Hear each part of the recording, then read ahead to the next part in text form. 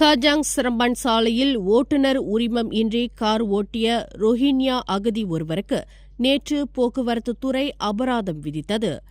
ஐக்கிய நாடுகள் அகதிகள் அட்டை வைத்திருக்கும் 27 வயதுடைய அந்த நபர் உரிமம் இல்லாத நிலையிலும் தனது முதலாளியின் காரில் பொருட்கள் வாங்கச் சென்றதாக கூறியுள்ளார்.